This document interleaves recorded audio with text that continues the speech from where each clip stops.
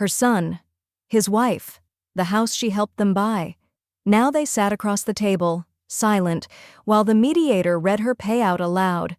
$411,000. Rachel's lips parted like she might object. Evan just stared at the floor. Margaret placed the old pie dish between them and said quietly, "You left your mother in the car on Christmas. Now she owns your dining room." That's when they realized the woman they cast out wasn't done. She was just getting started. Wait, before we go any further, I gotta ask, where are you watching from? Drop it in the comments, and don't forget to subscribe. She waved from the door and said, "We're full inside. We'll bring your plate out." The pie was still warm in Margaret's lap when she pulled up in front of the 2-story colonial with the navy shutters and stone-trimmed path, her son Evan's dream house, bought just under a year ago. The soft glow of string lights blinked along the roofline, and wreaths framed every window with symmetrical perfection. Inside, movement flickered behind the curtains. Shadows, laughter, the unmistakable shape of a crowded, joyful table. She checked her reflection in the rearview mirror, smoothing a flyaway strand of silver hair. Her lipstick was still intact.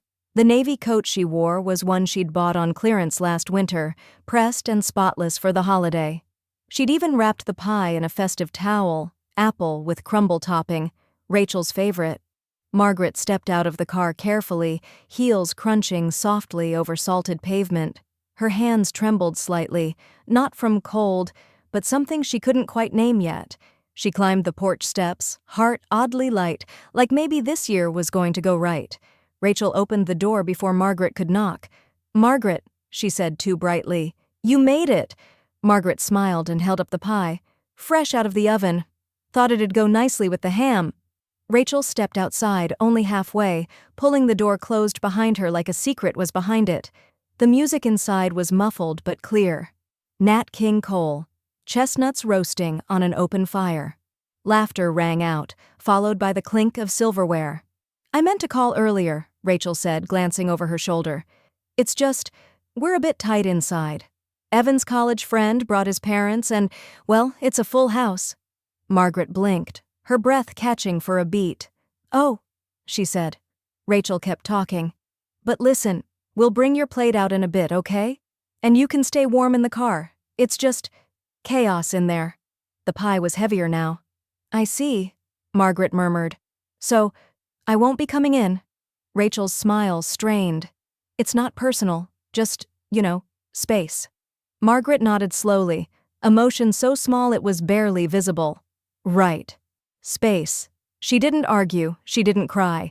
She simply turned, walked back to her car, and settled into the driver's seat, setting the pie carefully on the passenger side. For a long minute, she didn't start the engine. She just sat there, eyes fixed on the house. Through the large front window, the dining room came into full view. The table was long, beautifully set with tapered candles and cloth napkins folded like swans. Evan stood near the head of the table, carving the ham, smiling as someone passed him wine. Rachel leaned into her chair, laughing at something one of the guests said. There was no empty chair, no plate waiting. No mention, no glance toward the window where Margaret sat alone. She reached for her phone, then stopped. She had nothing to text, no one to call. The only sound was the quiet wheeze of the heater and the muffled echo of a holiday she no longer belonged to. 10 minutes passed, no plate came out. 15. She drove away. No honk, no goodbye, just red tail lights fading into the falling snow. When she got home, the house was silent. No music, no voices, just the soft hum of the fridge and the ticking of the clock above the mantel. She set the untouched pie on the counter and hung up her coat with robotic precision. Her fingers moved without thought, walking her toward the hallway closet. She knelt, opened the bottom drawer, and pulled out a small fireproof safe. The combination spun with slow familiarity. The year Evan was born, the date of her anniversary, the month Henry died. Inside, everything was where she'd left it. Bank statements, wire transfers, and one manila folder labeled in block letters, Co-Investment, Property/2243 Oakview Lane. She held it in her hands for a moment, then walked it to the kitchen table, laid it down gently, and sat across from it. There was no fury in her chest, no outburst, only precision. That night, she unlocks her safe and pulls out the house co-investment documents. They called it a gift, but I remember the contract, the clause, and the silence when I asked for updates. 2 years earlier, the kitchen smelled like fresh brewed coffee and cautious hope. Margaret sat at her small oak table, flipping through the gloss. Mortgage estimate Evan had handed her just moments before. Outside, snow fell in quiet, lazy spirals. Inside, everything felt fast. "We just need to get to 20% down," Evan said, tapping the document with the back of his pen. "The lender's being strict since I've been out of work for a few months. Rachel's credit helps, but without the full down payment, it's a no-go." Margaret said nothing. She kept reading, her eyes narrowing at the total closing cost section. Rachel leaned against the counter, arms crossed, wearing a smile that never reached her eyes. "We'd pay you back, of course, but if we treat it as a gift for the bank's sake, they'll approve the loan faster." Margaret looked at her son. "You know I've been holding on to that annuity since your father passed. I wanted it to go towards something real, not brunches, not cars, something lasting." "It is real, Mom," Evan said, softer now. "This house? It's our forever home." She looked at him then. Not at the beard he trimmed too neatly now, or the shirt with the Leighton Realty logo, but at the boy she raised, the one who used to spend Sundays helping her grade spelling tests, the one who cried when he broke his collarbone in 5th grade, then still thanked her for holding his hand in the ER. She sighed, folded the page, and said, "Okay, I'll move the funds." What followed was a blur. Notarized forms, wire transfers, a meeting at the credit union. The life insurance annuity she'd kept untouched for 6 years, $95,000, was liquidated and sent to a joint account to make the down payment. But there had been one condition. "I want my name on the deed. 30% ownership," she'd said. Silent, no involvement in decisions, just acknowledgement. Rachel had smiled. "Of course, I'll handle the paperwork. My cousin's paralegal, she's helping us pull it all together." That was the last time Margaret saw anything in writing. The closing happened 2 weeks later. Margaret wasn't invited. Rachel said the realtor limited attendees for efficiency. The final deed? Margaret never received a copy, despite asking twice. The emails grew short, then stopped. Still, Margaret trusted Evan. She told herself paperwork got misplaced, that young people were overwhelmed when settling into a new place. That silence didn't always mean betrayal, but slowly that silence started to spread, subtle but unmistakable. The first holiday season after the move, she was invited to stop by for dessert after dinner had ended. At Evan's birthday, she was asked to help with dishes while Rachel's parents gave the toast. Summer barbecues happened without her. Group texts grew thinner. Her grandson's school recital? She saw pictures of it online. She hadn't even known there was one. Margaret didn't fight, didn't question, but she began saving everything.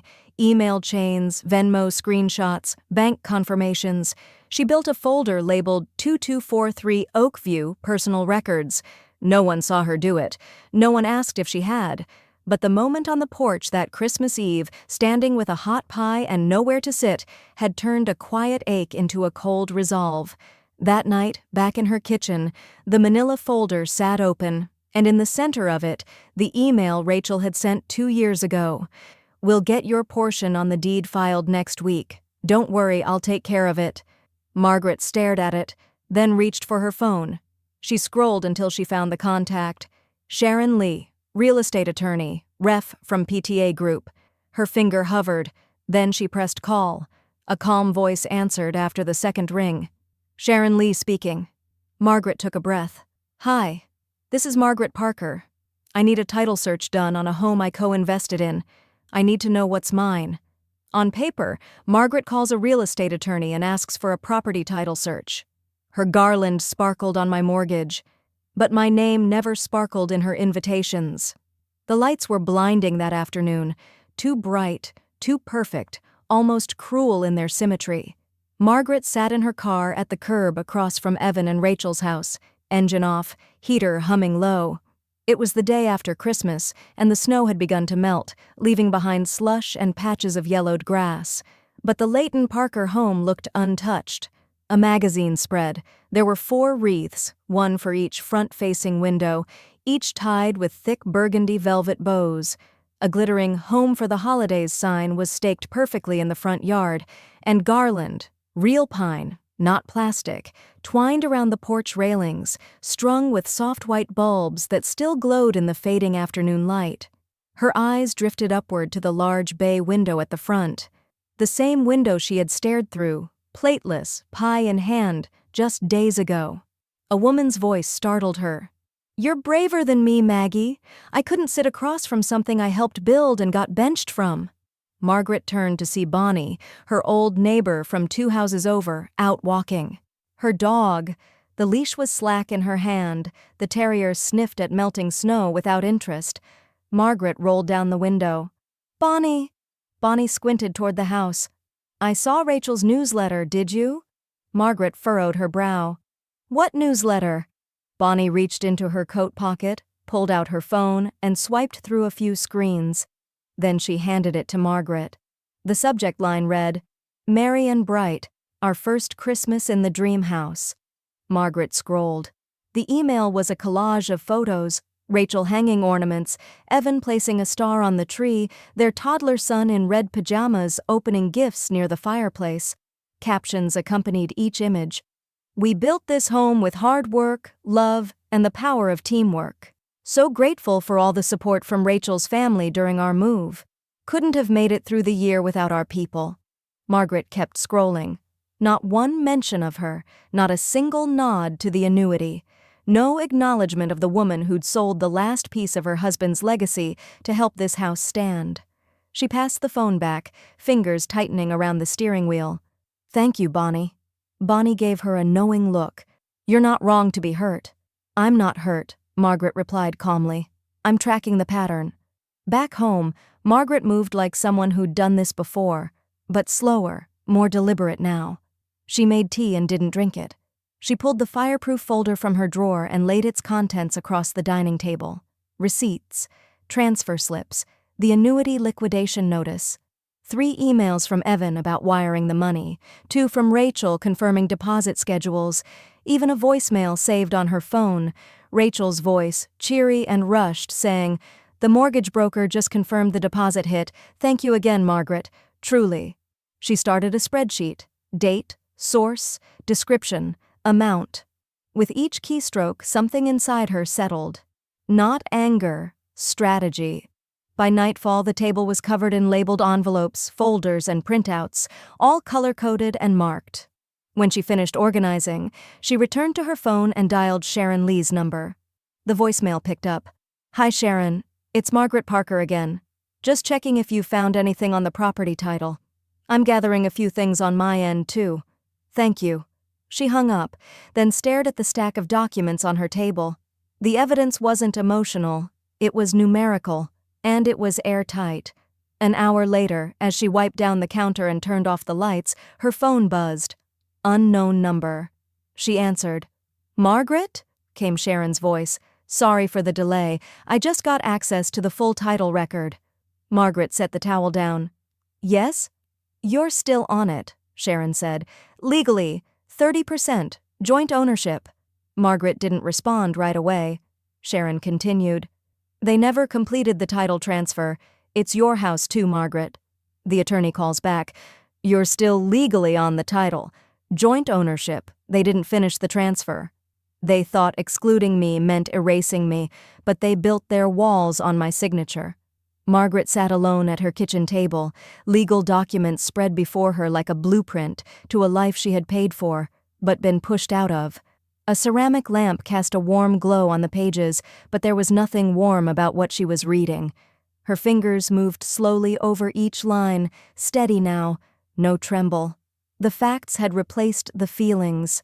The house on Oakview Lane, according to the public property title, was co-owned. 70% listed to Evan and Rachel Leighton, 30% to Margaret Parker. No lease, no tenancy agreement, no formal cohabitation restrictions. "You're not just on the deed," Sharon had told her on their follow-up call that afternoon. "You're on the ownership. Legally, they can't deny you entry. You have the right to access, use, and benefit from the property, unless otherwise written in an agreement, which, from what I see, doesn't exist." Margaret had closed her eyes as Sharon spoke, breathing in the quiet authority of the words.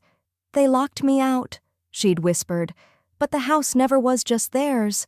Now she flipped to a highlighted clause in her file, right of possession in absence of restrictive covenant. Plain English, Margaret had every legal right to be there.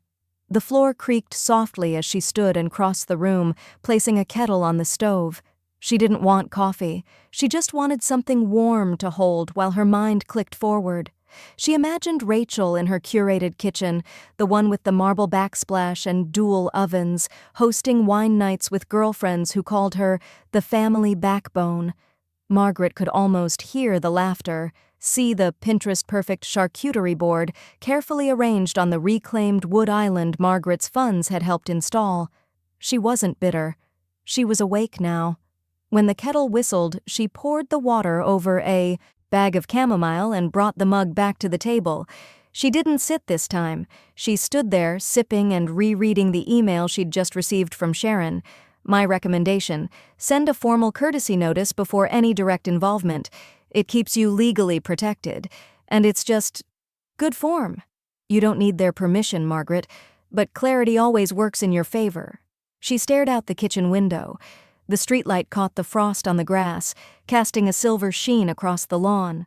Her car sat in the driveway, faint steam still rising from its hood from her earlier drive.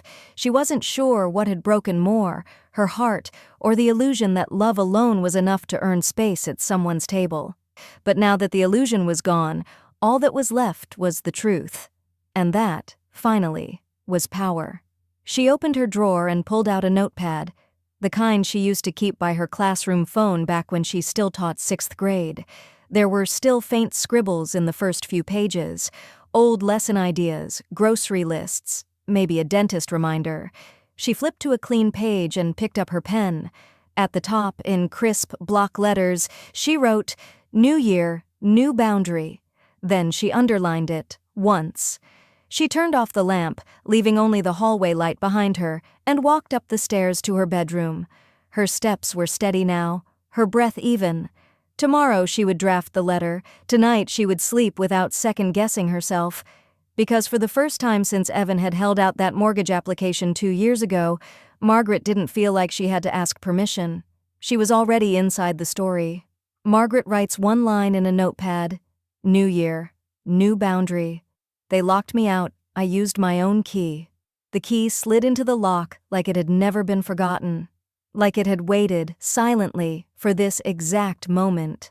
Margaret stood at the front door of 2243 Oakview Lane, with her hand wrapped around the cool brass knob, her breath steady, her spine straight.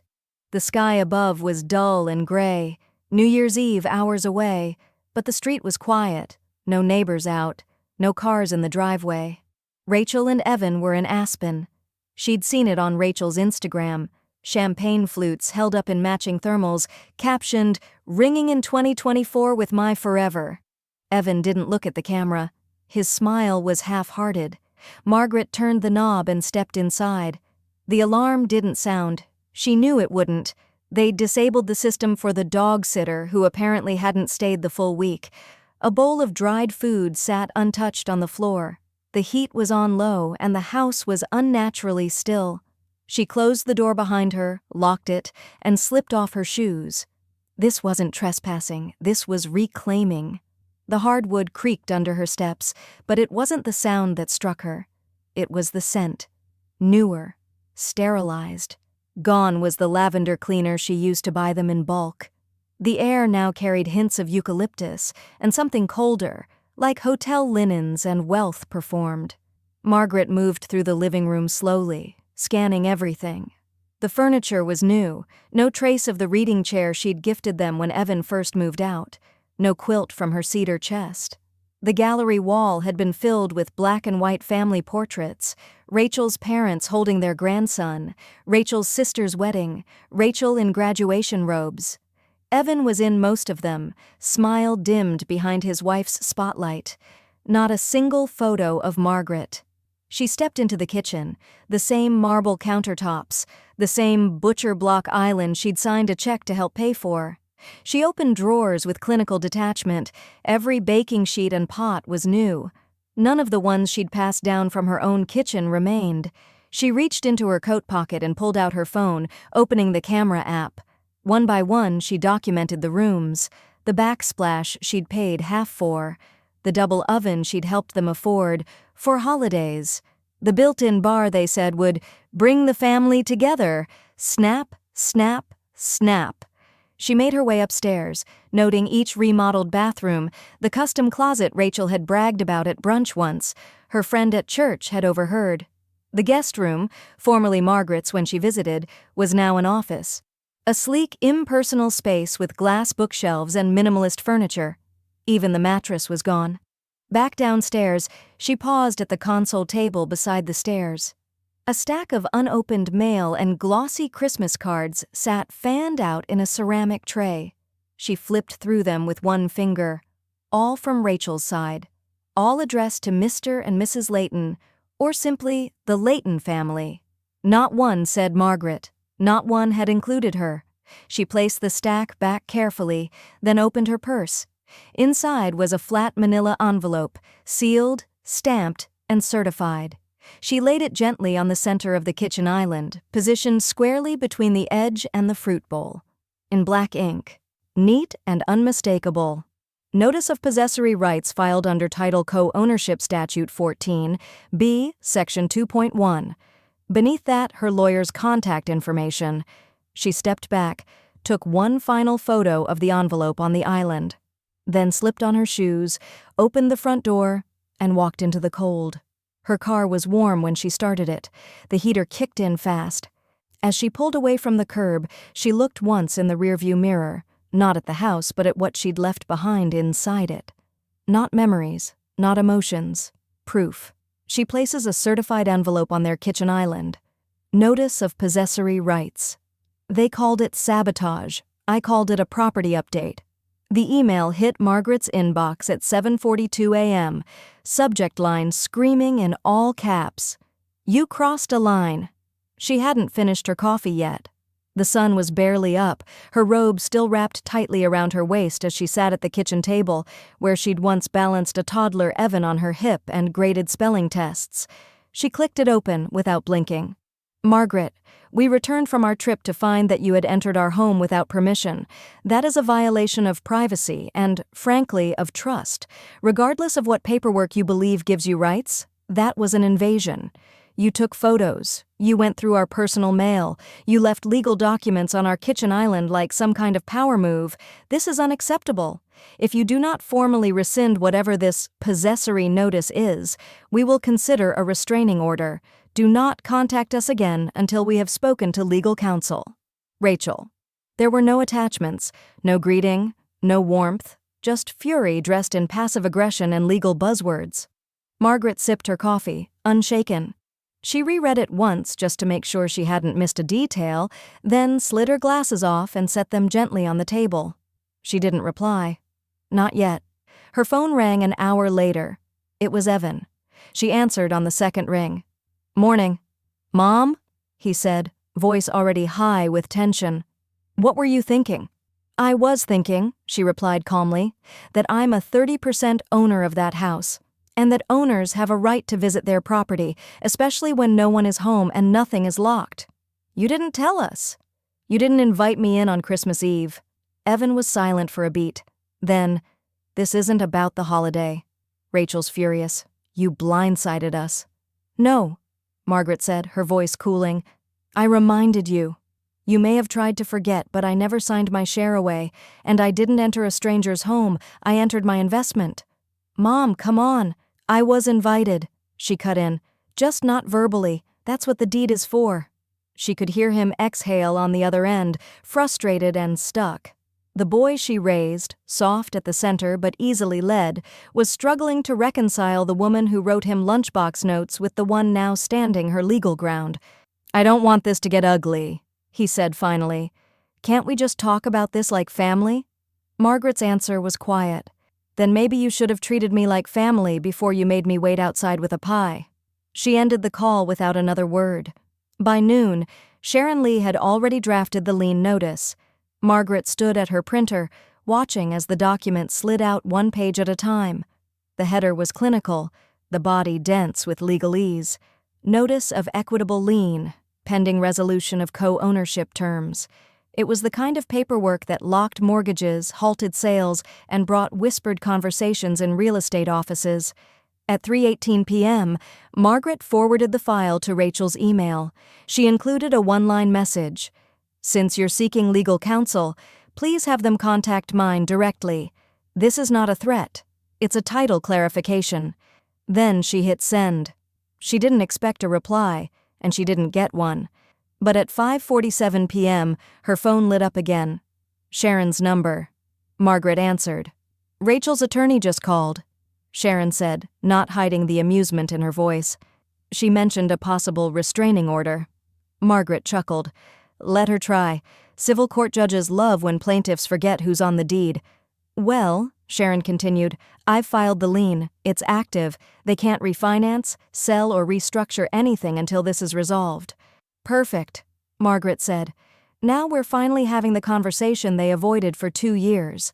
She hung up the phone, poured herself a fresh cup of coffee, and opened her window to let in the sharp winter air.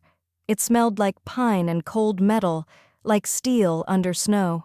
Rachel threatens to file a restraining order, but Margaret's attorney files a lien first. They repainted the walls. I rebuilt the foundation.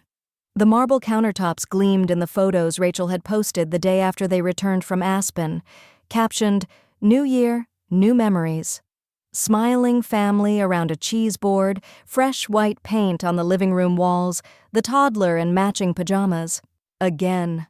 Not a single word about the lien, not a whisper of the certified letter sitting unopened on their kitchen island. But Margaret knew the silence was only surface deep, because beneath those newly painted walls, beneath the curated life and Rachel's PR-perfect captions, the structure of that house had shifted, and unlike a garland or a coat of paint, this couldn't be undone. Inside the small downtown branch of the mortgage bank, Margaret sat across from a woman named Joyce, whose nameplate read, Senior Loan Resolution Officer. The room smelled of lemon polish and weak coffee. Outside, traffic droned past under a gray January sky, but inside, the tension was still. Joyce adjusted her glasses. Yes, Ms. Parker. I've reviewed the documents your attorney submitted, including the lien and original co-investment records. You are a legal co-owner of the property. The lien means no future sale, refinance, or equity loan can be processed without your explicit consent. Margaret nodded once. Calm. No victory dance, just acknowledgement. And because there's no separate agreement filed that waives your occupancy rights, Joyce added, tapping the file, you're entitled to fair use of the property. Technically, you could walk in tomorrow and claim a bedroom. It would be messy, but legal. Margaret didn't flinch. I'm not interested in sharing walls. I'm interested in reclaiming the ones I paid for. Joyce hesitated. You understand this puts strain on the other parties.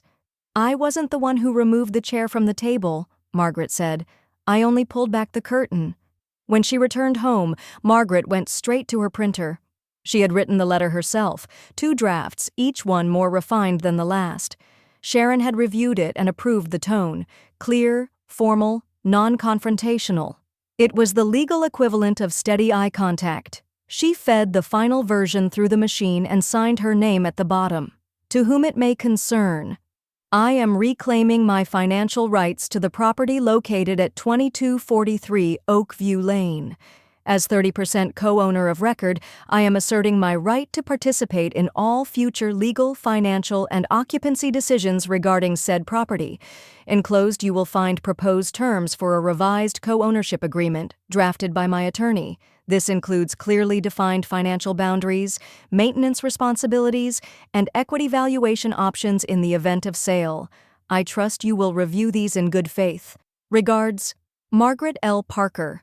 She placed it in an envelope, sealed it, and drove to the post office to send it certified. At the counter, the woman asked if she wanted a tracking receipt. "Yes," Margaret said without hesitation. "I want a receipt for everything now." That evening, the sun had barely gone down when her phone rang. Evan. She considered ignoring it, but the silence between them had grown too sharp. She answered. His voice was low, like he'd stepped into another room to avoid being heard. "Rachel's furious." "I'm aware," Margaret replied. "She says you're cornering us, that you're trying to force us out of our own home." "I'm holding my ground," Margaret said evenly. "That's different from forcing anyone." A pause. "Mom, what are you really trying to do?" The question wasn't combative. It was fragile, uncertain. A son who'd just started realizing the scaffolding he thought was solid had been slowly dismantled by his own decisions. Margaret looked out the window. The trees were bare now. The wind had stripped them of pretense. "What I'm trying to do," she said softly, "is make sure I'm never erased again. Not from my family and not from what I built with my hands and my savings. You called it your dream home, but it's my reality too." She heard his breath catch. He didn't hang up. He didn't respond. Just silence. Evan calls her and whispers, "Rachel's furious. What are you really trying to do?" "They said there wasn't room for me. I created space legally." The contractor looked up from the sketch and raised an eyebrow. "You want to redesign part of a house you don't live in?" Margaret met his eyes across the table at the cafe, steam rising between them from untouched mugs of coffee. She slid a copy of the deed across the table, her finger tapping the line with her name on it. "I don't live there, but I own 30%, and it's time that showed." Outside, January winds howled down Main Street, rattling the cafe's windows with sharp gusts. Inside, everything was warm wood and buzzing conversation, but between Margaret and the contractor, silence pressed tight. "I'm not trying to cause a scene," she added after a beat. "Just carve out the space I've already paid for." The contractor, a lean, bearded man named Dylan, recommended by Sharon, nodded slowly, flipping open his notepad. "Okay, let's talk footprint."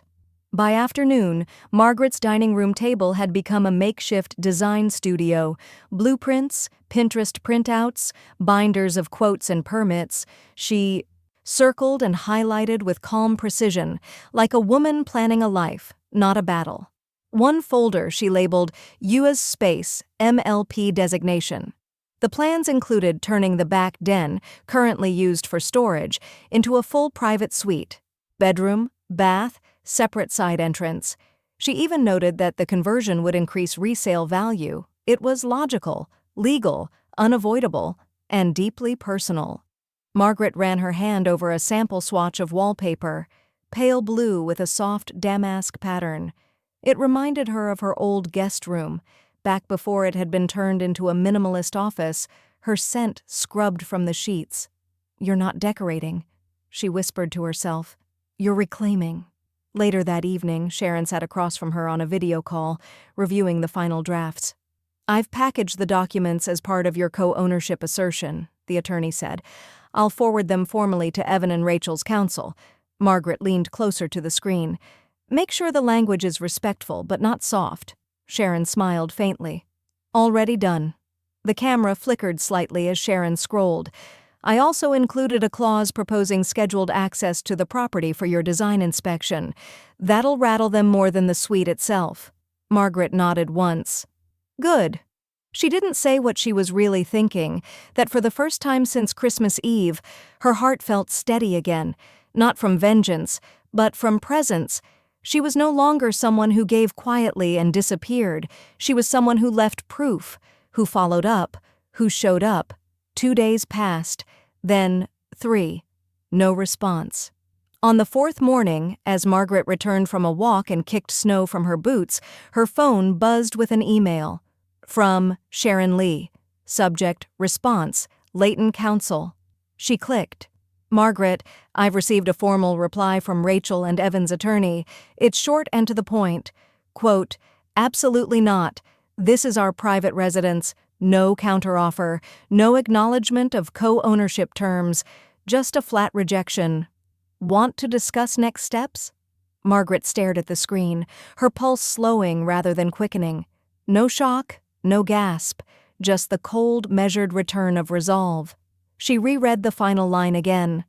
"This is our private residence." As if her name wasn't on the deed, as if the down payment hadn't come from her husband's death benefit, as if being asked to wait in the car on Christmas was just the start, and not the limit, of how small they wanted her to be. She set the phone down and reached again for the notepad from earlier that month. She didn't cross out "New Year, New Boundary."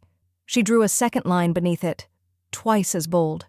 Rachel replies via lawyer, "Absolutely not. This is our private residence. They built a life with my money. I built a file they couldn't afford to ignore." The binder landed on the attorney's desk with a weight that wasn't just physical, it was historic. Red leather cover, brass corner tabs, a custom-printed label on the spine that read in sharp serif font, Exhibit A, Foundation of this home. Sharon opened it slowly, eyebrows lifting as she flipped through each section. Tucked behind plastic sleeves were wire transfer receipts, notarized statements, annotated bank records, photos of the kitchen remodel Margaret had financed, screenshots of text messages, each one time-stamped. A scanned napkin note from Rachel. "Can't believe how generous you are. We'll never forget this." Sharon looked up. "This is airtight." Margaret sat back in the chair, hands folded. "It's everything they didn't put in writing until they forgot I had." A week earlier, after Rachel's blunt legal rejection, Margaret had gone silent. Not in surrender, but in preparation. She'd spent 3 days combing through her files, pulling documents from old shoeboxes and dusty USB drives. The binder had been her idea, something tangible, physical, impossible to dismiss with a swipe or a scroll. Each divider tab had a purpose: transfer proof, renovation costs, verbal promises, exclusion timeline. Every claim had a document. Every memory had a date. She wasn't just reclaiming ownership, she was proving that the foundation of Rachel and Evan's life, this house, this image, this curated dream, was laid brick by brick with her sacrifice, with her name, with her loss. The morning after delivering the binder to Sharon, Margaret drafted the offer. It was handwritten, not typed, not out of nostalgia, but control. Her handwriting was precise, taught over decades of grading student essays, of writing condolence cards, of signing report cards with strength and care. "Rachel and Evan, I'm not interested in occupying a home where I'm not welcome, but I am interested in equity, in fairness. Therefore, I am offering the following. The house is to be sold. Proceeds are to be split in accordance with verified financial contribution and ownership title. My attorney will facilitate valuation should you agree to cooperate. You may refuse, but the next step will be formal mediation. Please respond by end of business Friday. Margaret." She scanned the letter, attached it to Sharon's follow-up, and waited. The reply came 2 days later, not from Rachel directly, but from her new attorney. "We reject your proposal. The house is not for sale. Any attempt to force one will be met with litigation." Sharon's face twisted slightly when she read it aloud. She's posturing. No counteroffer, no softening language. Just a threat. Margaret poured herself a glass of water. "So we force their hand. You sure you want mediation? I'm done playing family with people who treat me like a transaction." Sharon hesitated. "This isn't a quick path. It gets public. Depositions, financial disclosures." Margaret held up a hand. "Let them speak under oath, then. I have no reason to hide." By the end of the week, the mediation packet was filed. Margaret sat in the passenger seat of Sharon's Prius as they exited the county courthouse, the gray sky low and threatening rain. In her lap sat a stamped envelope. Notice of intent to partition. Filed, Margaret Parker versus Evan and Rachel Layton. "Are you ready for what comes next?" Sharon asked as they pulled into a gas station. Margaret's eyes didn't leave the horizon. "They wanted me out of the house. They just never thought I'd walk out holding the deed." That night, she cooked herself dinner for the first time in days. Lemon chicken, roasted asparagus, half a bottle of Sauvignon Blanc. She lit a candle, set the table with a cloth napkin and a ceramic plate. No paper, no shortcuts. And before she took the first bite, she raised her glass and whispered, "To being the one who kept receipts." Margaret files a formal notice of intent to partition the home. Their housewarming invitation list was long, their legal defense was short. The whispers started in the church basement, over lemon bars and lukewarm coffee. I heard Margaret suing her own son. No, she owns part of the house, legally. It's on the record. After they left her in the car on Christmas, I'd do worse. The voices shifted with each retelling, but the undercurrent was the same. Something had cracked behind the picture-perfect shutters on Oakview Lane, and Margaret, the woman with soft sweaters and steel in her spine, was no longer silent. The news moved fast through the neighborhood. The HOA president mentioned it offhand during a budget meeting. The piano teacher asked about it while flipping through recital sign-up sheets. Even the cashier at Lakeside Market tilted her head when Margaret paid for milk. "I didn't know you were that Margaret," she said, eyes wide. "Honestly? Good for you." Margaret didn't feed the flames. She didn't correct, deny, or embellish. She simply responded with the same 5 words, calm and unshaken. "I have the documents, if needed." One of Rachel's friends, Jenny, from the PTA, sent Margaret a message on Facebook. The tone was syrupy sweet, but the words cut sharp. "It's so unfortunate what's happened. I hope you'll consider what this is doing to Evan's reputation at work. Some things are better left private." Margaret replied with a PDF attachment, page 2 of the deed. Her name, in clean black print. No message, no emoji, just the fact itself. She never heard back. Meanwhile, Rachel tried her own version of damage control. There was a new post on Instagram, a filtered photo of her sipping tea on the patio. The caption read, "Some people build walls, others build peace. Choose wisely." The comment section bloomed with vague sympathy and passive quotes, but underneath, a few brave replies appeared. Molly Wilkes, 83. "Pretty bold to post that when the woman who funded your down payment has to sue for recognition." Gina from Lexington. "Maybe don't ice your MIL out of her own investment." Rachel deleted the post within an hour. The real rupture, though, didn't come online. It came in person, at a baby shower of all places.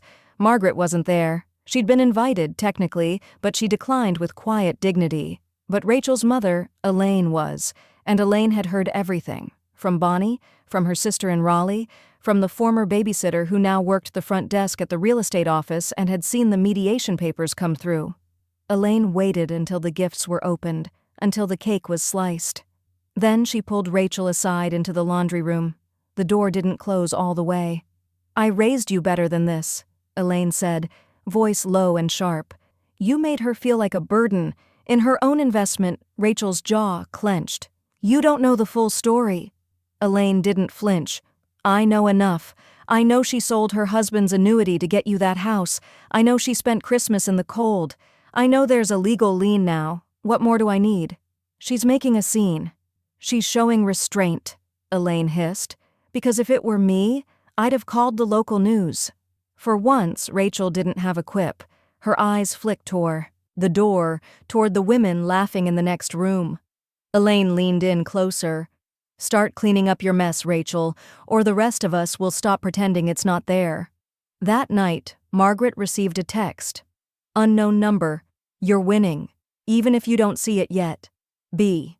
She stared at it for a long time, then deleted it. Not out of indifference, but because she already knew. She wasn't interested in winning. She was interested in being counted. Rachel's mother confronts her. "You made her feel like a burden." In her own investment, she called it generosity turned greed.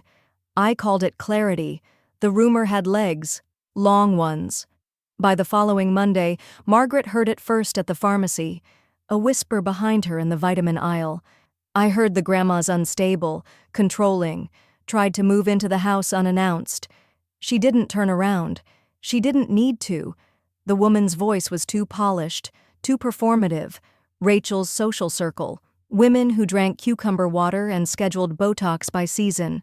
By Thursday, the story had mutated. At the post office, someone said she tried to take full ownership, that she was demanding rent. At the gas station, someone else muttered, "narcissist," under their breath. And at choir practice, one of the altos avoided eye contact altogether, like legal conflict might be contagious.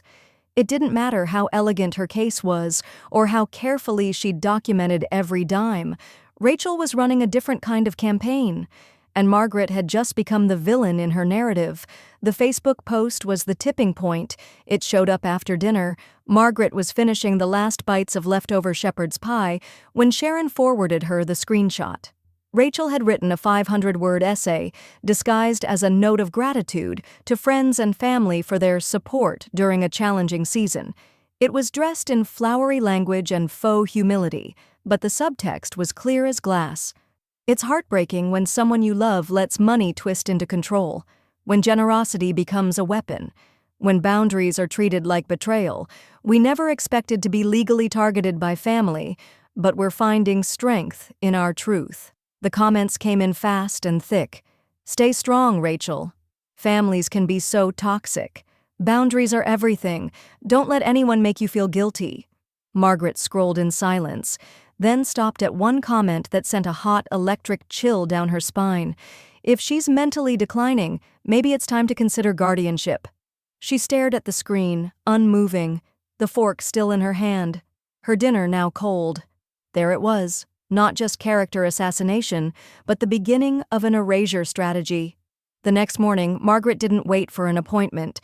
She drove straight to Sharon's office, binder in hand, and walked in like a woman who had outlived politeness. Sharon looked up and immediately closed her laptop. "I saw the post." Margaret didn't sit. "I want it stopped, all of it. Already drafted the cease and desist," Sharon said, sliding a folder toward her. "We'll serve it directly to her attorney and make it clear. Continued defamation will trigger civil action. Libel, emotional distress, possible damages." Margaret opened the folder, read the opening paragraph aloud in a voice colder than ice. "My client has remained silent while enduring reputational harm caused by willful and malicious mischaracterization." She nodded once. "Send it." The letter was delivered by courier the same afternoon. Signed receipt, direct contact. And still, Rachel didn't stop. She simply got subtler. Private messages, whispered calls, strategic silence when people asked direct questions.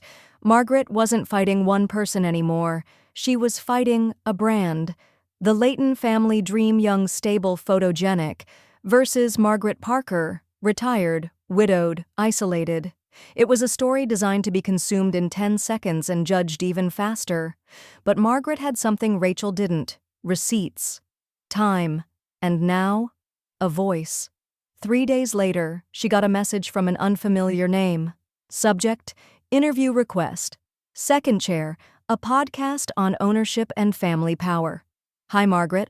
I host a podcast that covers legal and emotional dynamics in family conflicts, particularly around aging, caregiving, and property rights. A colleague forwarded me your name after hearing about your case.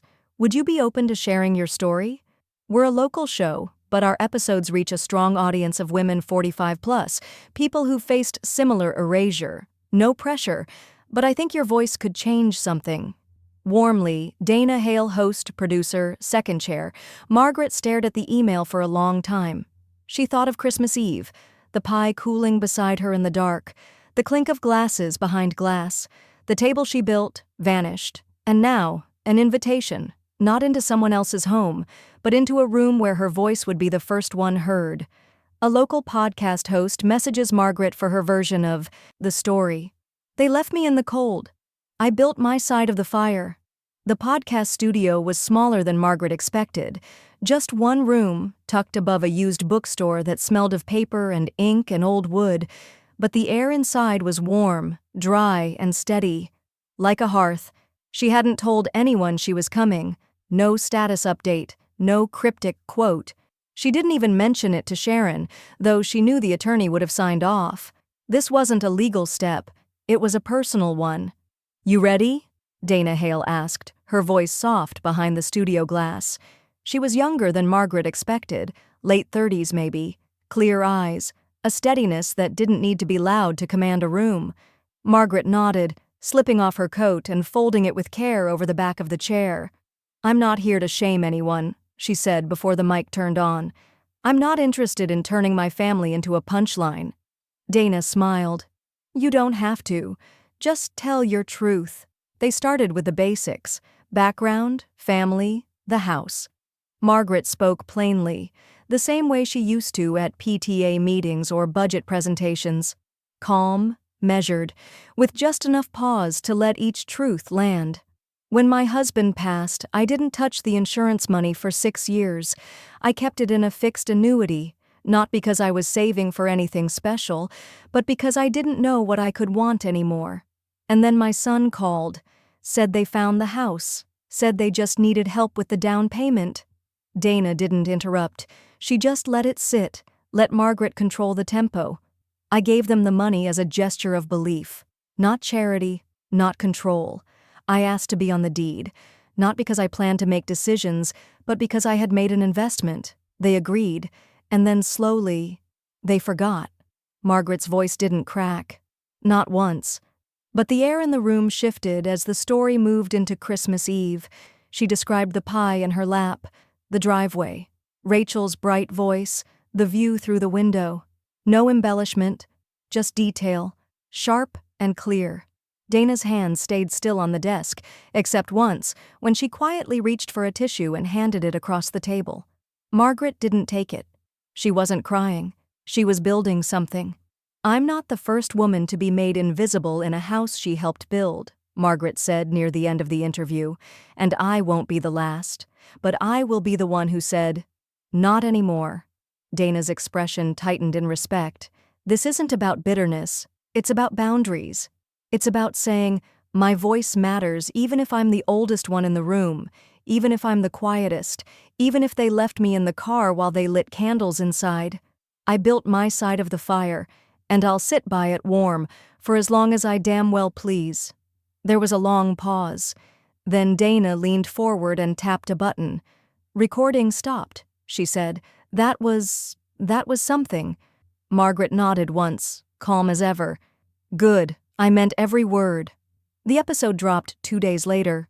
It was titled simply, "The Down Payment That Cost Me a Chair." Margaret didn't promote it.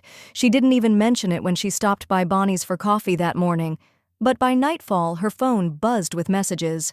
From a woman she hadn't spoken to since college. "I cried through the last 10 minutes." From the church secretary.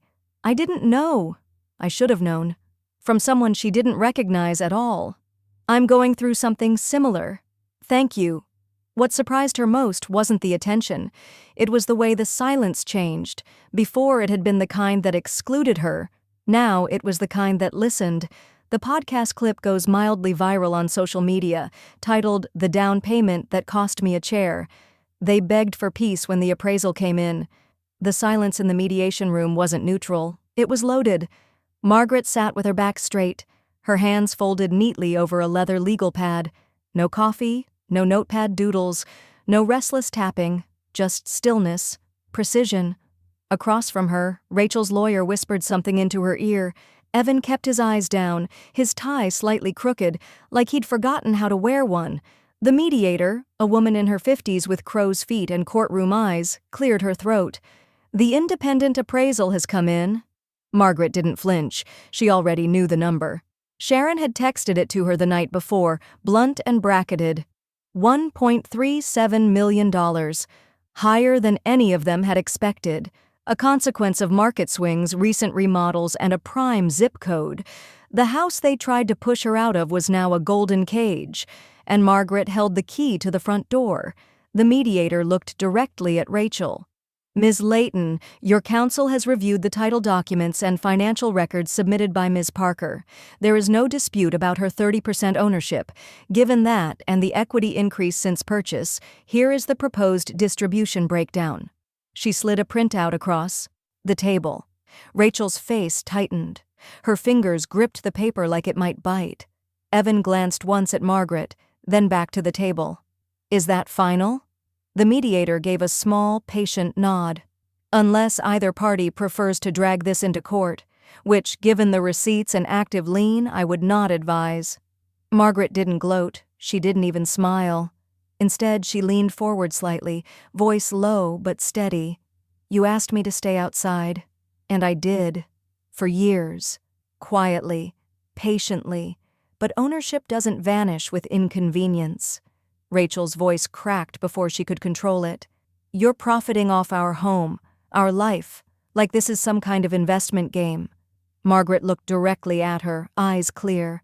Number I'm collecting on one. The terms were finalized within the hour. The house would be listed in 30 days, sold in 90 or fewer. Margaret's share, 30% of the current appraised value, would be paid in full at closing. No strings, no delay. The lien would remain active until then, legally ensuring compliance. As the lawyers discussed logistics and listing agents, Margaret tuned them out. The numbers no longer interested her, not like they used to, not like the weight of her name, printed clearly on that property deed, finally had. She had been erased from birthday parties, photos, newsletters, and a Christmas table. But now? She was the headline. When the meeting ended, Evan lingered behind while Rachel stormed out, heels sharp against the tile. He looked tired, older. "Mom," he started. Margaret turned toward him slowly, saying nothing. He fumbled for words, rubbing the back of his neck. "I didn't want it to go this far." She gave him a long look. Not hard, not cruel, but exacting. "It didn't start in that conference room, Evan," she said quietly. "It started on your front porch, when you looked away." He opened his mouth, then closed it again. His silence was its own confession. 2 weeks later, a white envelope arrived in the mail from the escrow office. Inside, an official disbursement estimate itemized down to the cent. Margaret L. Parker. Estimated net proceeds $411,000. More than she had expected, more than she'd dreamed of seeing again. The market had worked in her favor, but so had time, and proof, and presence. She held the paper in her hands for a moment, absorbing its weight, not just in dollars but in dignity. She didn't cry. She walked it to her desk, slid it into a file marked Settlement, Oakview, then opened a blank note card. The kind with the soft linen texture, no printed quote, just space for words. She picked up her pen. "Evan." This didn't have to end in court. It started at the curb. "Mom." She sealed it. No return address, just his name. And for the first time in years, she felt the scales tip. Not in revenge, in resolution. She writes a short private letter to Evan. This didn't have to end in court. It started at the curb. "This year, I made my own chair. And the whole table, too." The first thing Margaret unpacked was the chair. It was old, oak, with spindle legs and a cushion she'd reupholstered herself in a soft sage green. A chair that had once sat in her classroom, later in her dining room, then in storage when she had no place for it anymore. Now, it was the first thing through the door of her new home. The duplex was small, but it sang with character. Arched doorways, a built-in bookshelf beside the fireplace, original hardwood under her feet, and a porch that caught just enough sun for morning tea. It smelled like cedar and old paint and new beginnings, like wood warmed by time. She ran her hand along the banister, steadying herself. Her name was on the mailbox now, the deed, the door buzzer, and no one had to invite her in. 2 weeks before Christmas, she sent out the invitations. No gold foil script, no pretension, just a handwritten note, folded in half and tied with red twine. "Christmas dinner, my home, my table. Come hungry, leave seen. Margaret." She didn't just send them to family, she sent them to the people who had held space for her.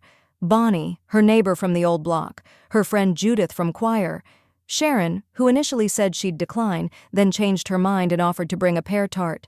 Even Dana, the podcast host, got one. "You gave me a mic," Margaret had said, "and I want to give you a plate." On Christmas Day, her kitchen buzzed with warmth. The oven ticked with the scent of rosemary and citrus. A pot of cider steamed gently on the stove, spiced with cloves and orange peel. Laughter drifted in from the living room, where plates clinked and someone adjusted the music. Nat King Cole, of course. There were 7 chairs around the table. Margaret had added a leaf to extend it, despite the smaller space. She wanted it to feel full, not crowded, full. with faces that saw her, with voices that spoke her name without tension or warning looks. Judith reached for the mashed potatoes and smiled across the table.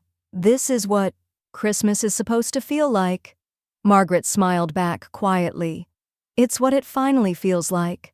Later that evening, after the candles had burned low and everyone had left with leftovers wrapped in foil, Margaret stood in the doorway of her kitchen.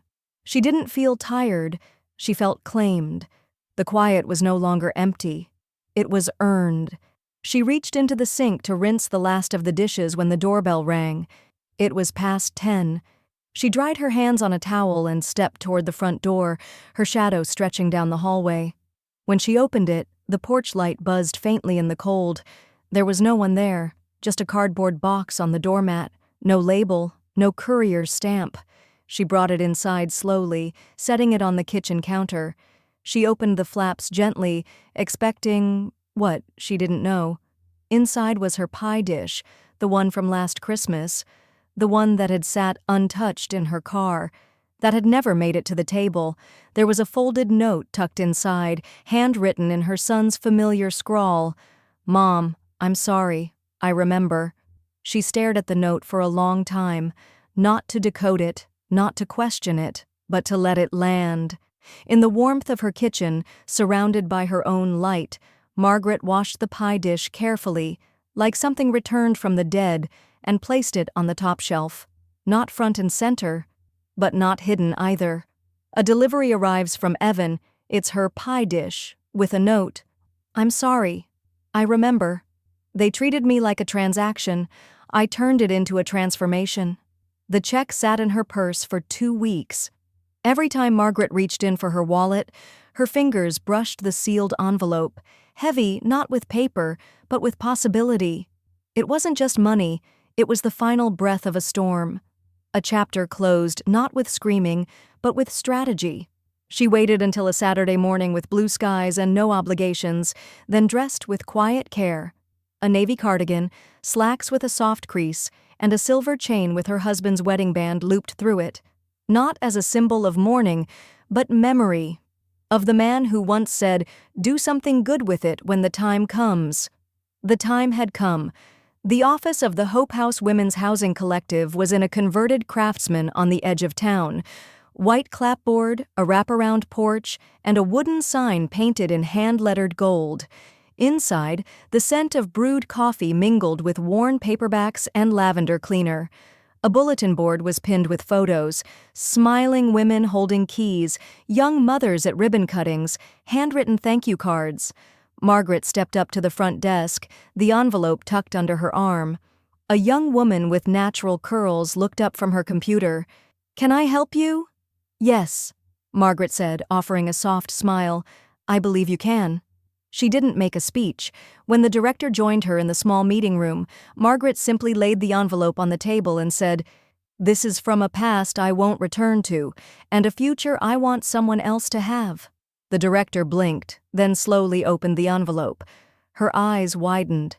$40,000? Margaret nodded. "To fund whatever puts women into homes with their names on the deed, not just their hands in the labor." The woman exhaled, sitting back.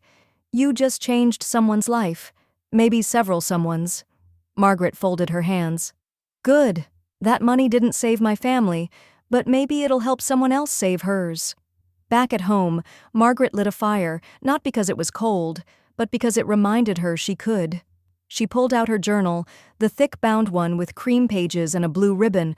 On the first line, she wrote in steady script, "They called it a gift, but I kept the receipt." She paused, then kept writing, her pen gliding as if her hand had waited years for permission. "Next time I give something, I'll stay at the table long enough to see it served, not out of distrust, out of self-worth." She tapped the pen against the page, thinking of Evan's note, the pie dish, the absence of excuses. It wasn't a reconciliation, but it was something, a dent in the silence, a start. That evening, she made soup from scratch. Lentils, carrots, thyme. The scent filled her kitchen slowly, warmly. She moved like someone who no longer rushed to be thanked. Halfway through the meal, she turned on the podcast episode Dana had re-released after the settlement, a short postscript about outcomes and agency. Margaret didn't flinch when her own voice came through the speaker. Some people will always call it greed when a woman reclaims her place, especially if they're the ones who pushed her out of it. She let the words hang in the room. Not proud, not bitter, just true. She'd earned every syllable. As the fire burned lower, she returned to her journal, turning to the back page where she'd written nothing until now. It was where she used to keep things she didn't know how to say. Tonight, she wrote the final line with the same hand that once carried pie and silence to a doorstep. They asked me to wait outside. I answered from inside the law. She closed the journal and leaned back, the flames casting soft light across her living room. Not victorious, not vindictive, just home. And finally, whole. They asked me to wait outside. I answered from inside the law.